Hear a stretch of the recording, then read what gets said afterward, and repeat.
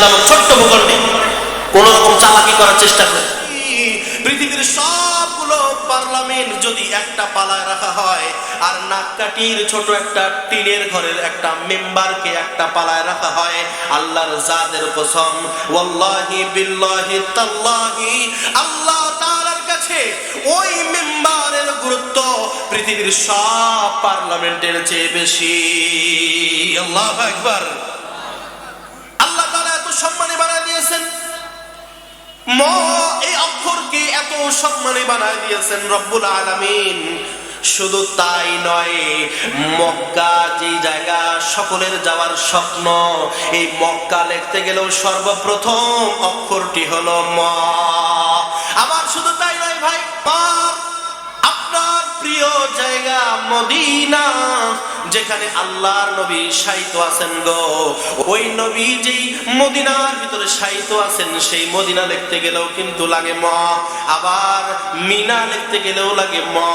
আবার মাকামে ইব্রাহিম, যেই জায়গায় ইব্রাহিম নবী দাঁড়াইছে এখনো পায়ের চিহ্ন আছে, ওই মাকামে ইব্রাহিম লিখতে গেলেও সর্বপ্রথম অক্ষরটি হলো ম। শুধুমাত্র তাই নয় রে বাবাজি, শুধুমাত্র তাই নয়, আমার আপনার নবী সাইয়্যিদুল মুরসালিন খাতামুন নবীন রাহমাতুল লিল আলামিন নবী আমার, তার নামটা লিখতে গেলেও গো সর্বপ্রথম ব্যবহার করতে হয় ম। সুবহানাল্লাহ। আর যারা বলেন সুবহানাল্লাহ। বেশি কষ্ট হয়ে যেতেছে বাবাজি। আল্লাহ তাআলা এই মহিমান্বিত সব জায়গার সাথে ম এর সম্পর্ক মায়ের সাথে থাকার কারণে আল্লাহ পাক মকে সম্মানিত করে দিয়েছেন।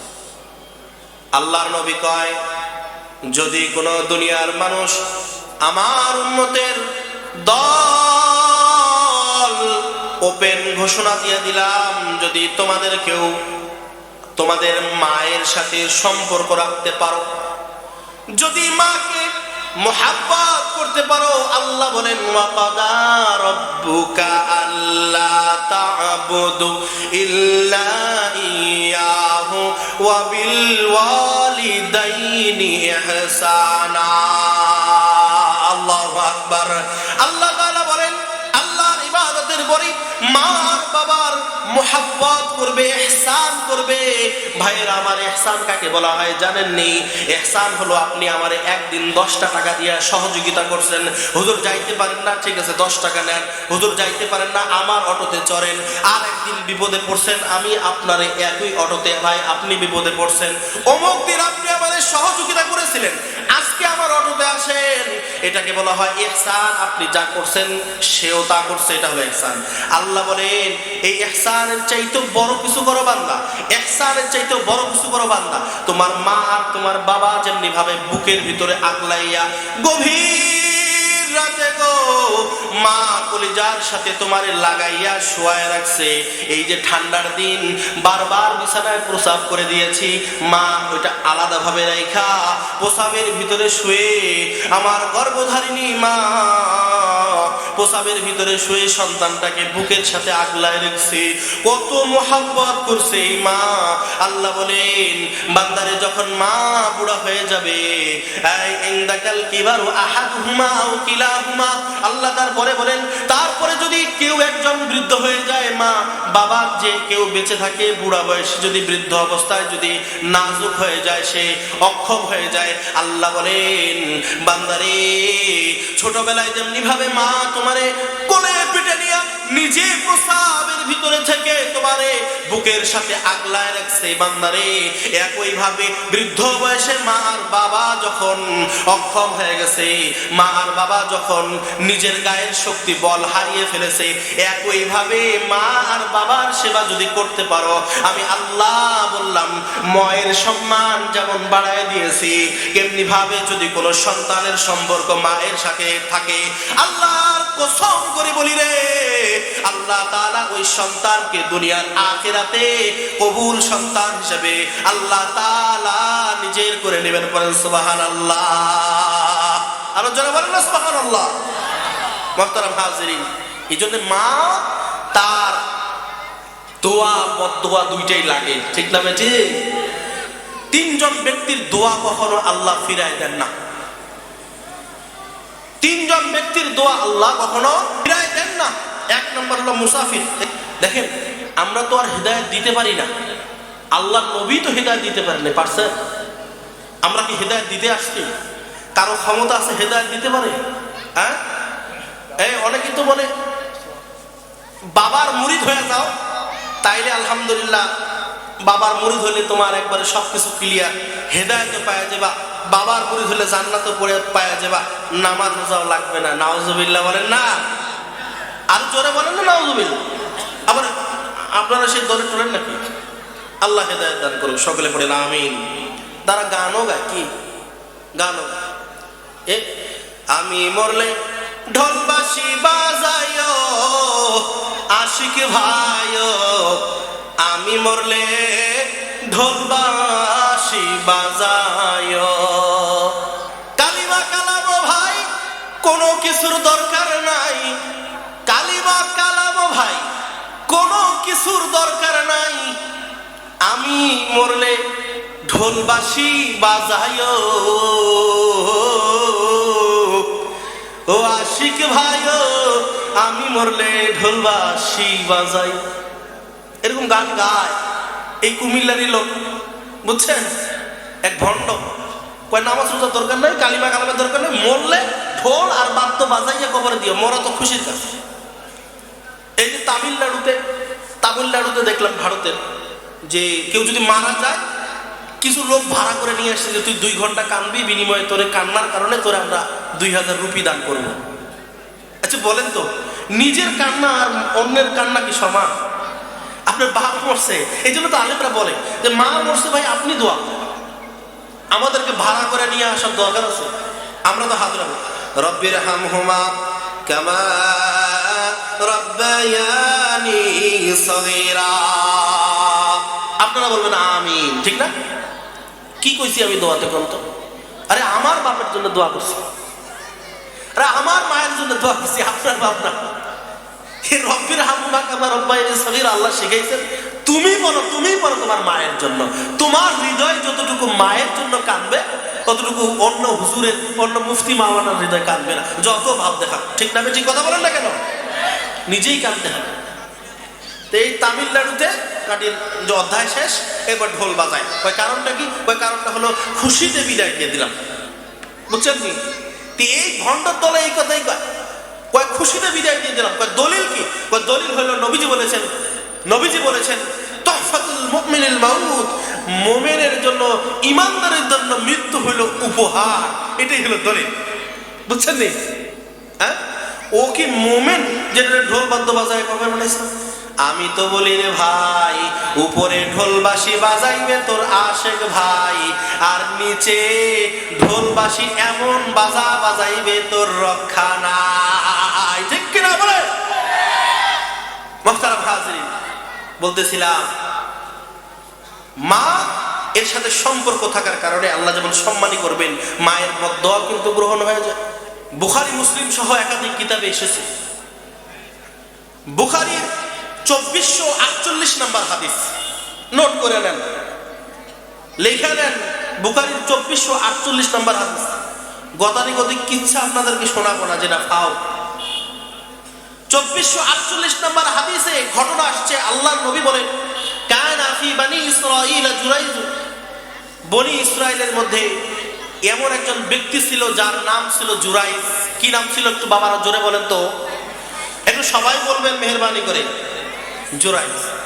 জুরাইজ কেমন আল্লাহওয়ালা ছিলেন জানেন? যদি আকাশের দিকে তাকাইতো তো আর সে মহল্লা পর্যন্ত চোখের সামনে আসতো। কেরামাতুল আউলিয়া হাক্কুন, আউলিয়ায়ে কেরামের কেরামত হলো সত্য। এমন বড় আল্লাহওয়ালা ছিলেন জুরাইজ। তো জুরাইজ কেমন আবেদ ছিলেন? গহীন বনের ভিতরে নিজের বাড়ি তৈরি করে, নিজের ঘর তৈরি করে সেখানে দিবানিশি আল্লাহর তাসবিহাত ইবাদতে মগ্ন থাকতেন জুরাইজ। নিজের সব সময় ইবাদত করতেন। ইবাদতের সময় একদিন নামাজে দাঁড়াইছে, তো মা আসছে। মা আয়েশা বলে, বাবা জুরাইজ দরজাটা খোল। দরজা লাগাইয়া নামাজ পড়তেছে, নফল নামাজ পড়তেছে। বাবা দরজাটা খোল, কিছু কথা আছে। বাবা দরজাটা খোল, কিছু কথা আছে। জুরাইজ নামাজের ভিতরে মায়ের ডাক শুনে আর মনে মনে কয় আল্লাহুম্মা সলাতি ওয়া উম্মি, আল্লাহ আমি নামাজ পড়বো আগে না মায়ের ডাকে শুনবো আগে? বিপদে পড়ে গেছে। কেমন বিপদ? ওই একটা ঘটনা মনে পড়লো, বেজার হইতেছেন বাবা, বিরক্ত হইতেছেন, বিরক্ত। ঘটনা হলো ওই মুরব্বী বাবাজিরা, এই যে সাদাদারি যারা আছেন মুরব্বী, তারা বলতে পারবেন যে আমাদের দেশে যখন স্বাধীনতার যুদ্ধ হয় তো পাকিস্তানি হানাদার বাহিনী আসছিল, আইসা দেখে কত বাঙালি মুসলমান কাঁঠাল খায়। কি খায়? তা ওই কেসা খানে কি তরিকা কে হয়, এটা খাওয়ার পদ্ধতি কি, এটা বলো তো দেখি আমার, এটা কেমনে খায়? এ তো জানে না। तार आगे खाने के तरीका बताने से पहले तुमको मैं बताना चाहूंगा कि तुम मुस्लिम हो और हिंदू और मलाऊ। कोई सार आमी तो खाटी मुसलमान, पक्का मुसलमान। अगर तू पक्का मुसलमान है तो कलिमा पढ़ो, कलिमा पढ़ो, नहीं कलिमा पढ़ो। अगर तू सच्चा मुसलमान है তখন তো সবগুলো হাতে বন্দুকের নলা থেকে সবাই ভয় পেয়ে গেছে। আর বলতেছে যে লা ইলাহা ইল্লা আনতা সুবহানাকা ইন্নী কুনতু মিনাজ জালিমিন। कह तुझे ये मैं कहा कि कलिमा पढ़ो, कलिमा तय्यबा, तो मुसीबत को दुआ पढ़ लिया। अरे তোরা তো কালিমা তয়্যিবা পড়তে বললাম, তুই তো বিপদের দোয়া পড়লি, কারণটা কি? কই যেমন নলা বন্দুক ধরছেন এরপরে যে গুলিটা আমার পেটে আসবে এর কোনো গ্যারান্টি নেই, বিপদে পড়েছেন। বাঙালি কিন্তু বহু চালাক, বুঝছেন না? বাঙালি কয় থা তো ভাতে মারবেন না, হাতে মারবেন না, তো ভাতে মারি, বুঝছেন?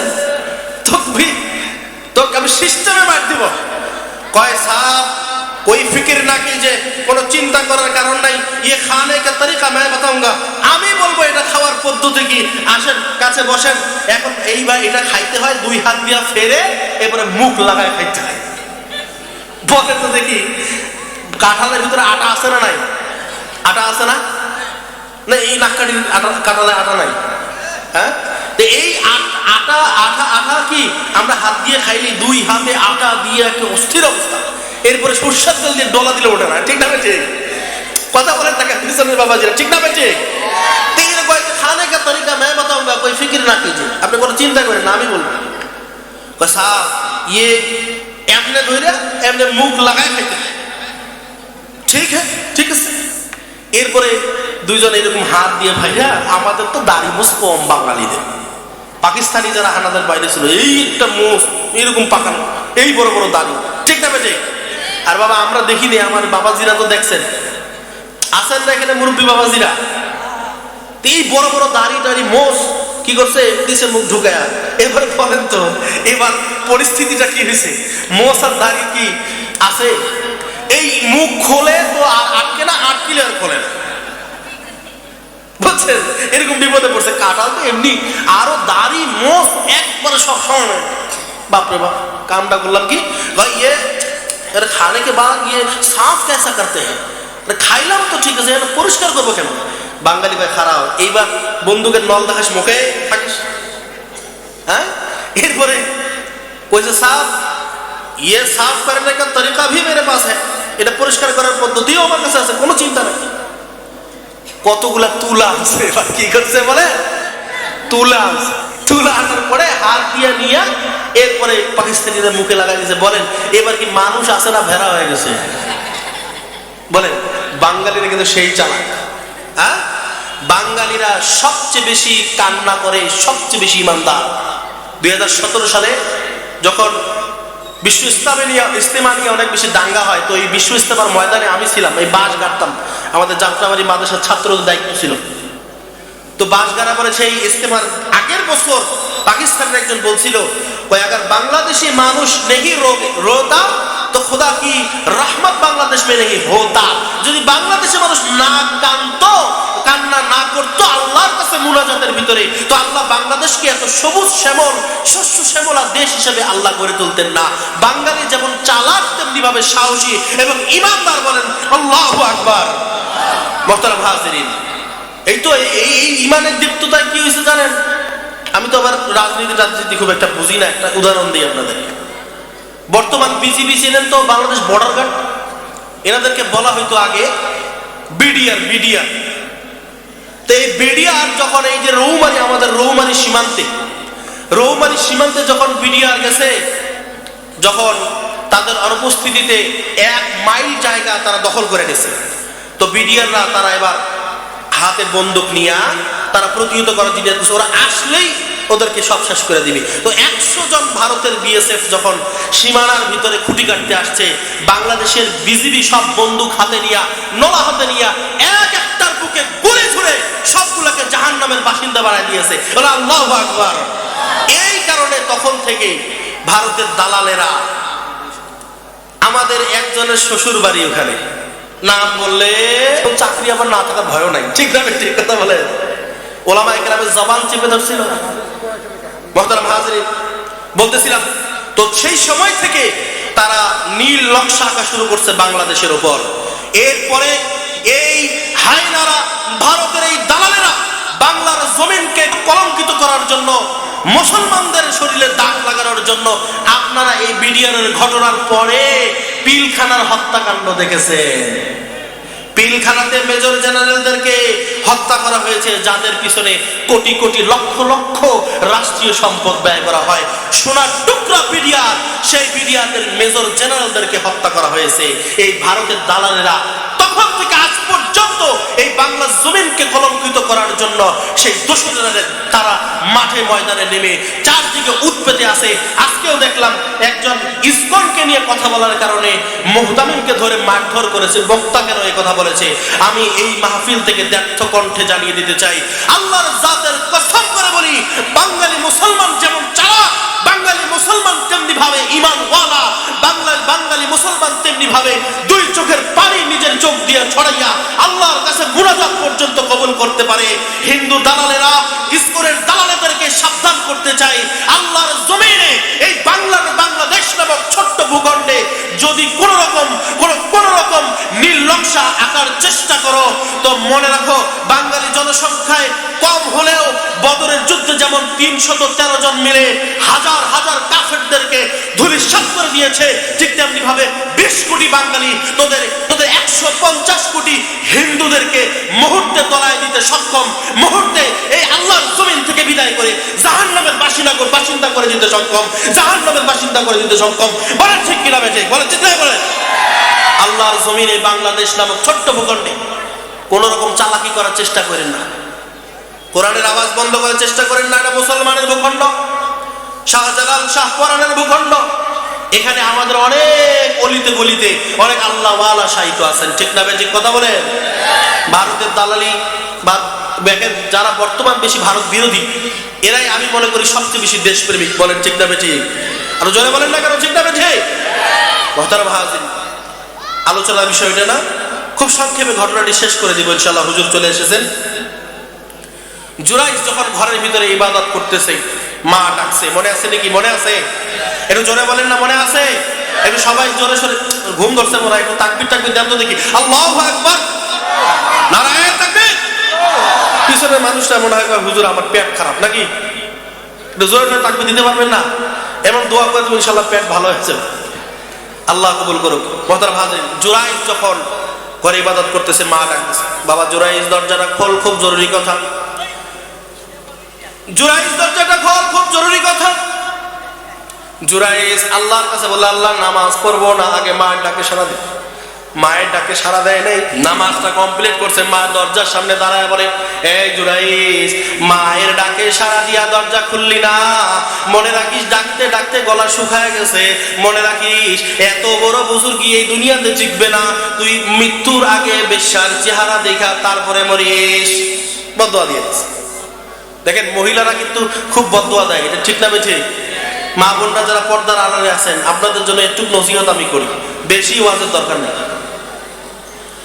এই যে মা, আল্লাহর নবী সাল্লাল্লাহু আলাইহি ওয়াসাল্লাম বলেন, মেয়েরা যে আমি গিয়ে দেখলাম বেশিরভাগ মহিলারা জাহান্নামী।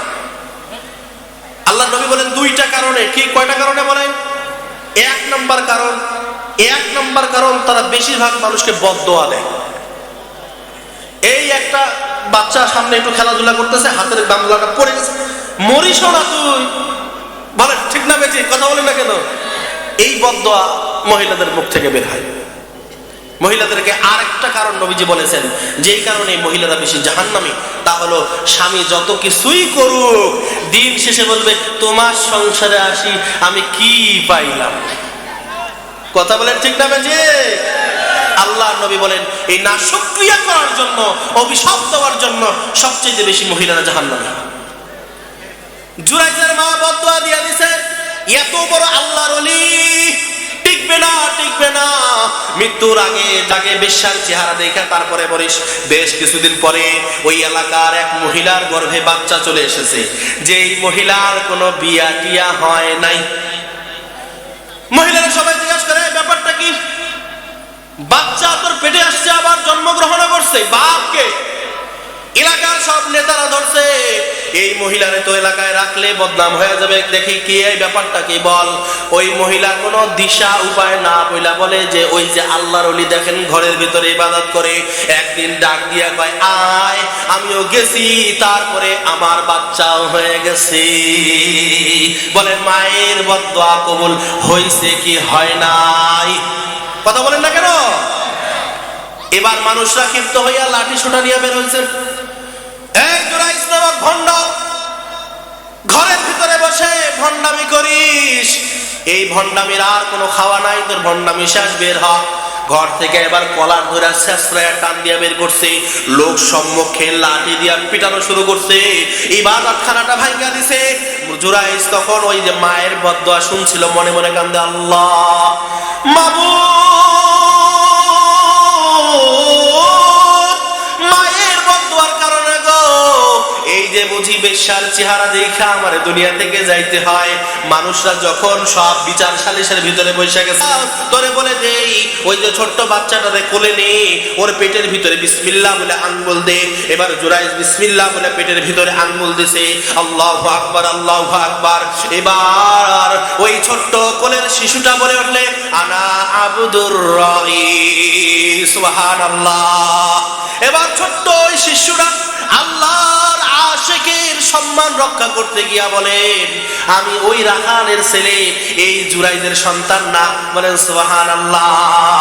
মায়ের বদদোয়া কিন্তু লাগে ভাই, মায়ের দোয়াও লাগে। ইমামে বুখারী রাহমাতুল্লাহি আলাইহি নাম শুনেছেন তো? ইমামে বুখারী রাহমাতুল্লাহি আলাইহি যখন জন্ম হয়, জন্মের আগেই মায়ের মৃত্যু হয়ে গেছে। ইমামে বুখারী রাহমাতুল্লাহি আলাইহির বাবা বলে গেছে, বিবি আমার সন্তান যখন দুনিয়া আসবে গো বিবি, মনে রাখবা আমার সন্তানটা জন্ম নেওয়ার পরে আলেম বানাইবা, আলেম বানাইয়া তারে আল্লাহ ওয়ালা একজন আবেদ আলেম বানাইবা, তোমারে ওসিয়ত কইরা গেলাম। মৃত্যুর পরে যখন ইমামে বুখারী জন্মগ্রহণ করেছেন, চোখ দুটা অন্ধ। ইমামে বুখারীর মা চিন্তায় পড়ে গেল, স্বামী আমার এত সুন্দর নসিহত করেছে, অন্ধ ছেলেকে কেমনে আমি আলেম বানাবো? এই চিন্তা করতে করতে বিভিন্ন ডাক্তার কবিরাজের কাছে ঘোরাঘুরি শেষ। ডাক্তার কবিরাজ বলে যে না, আর সুস্থ হওয়ার উপায় নেই, একটাই উপায় আছে।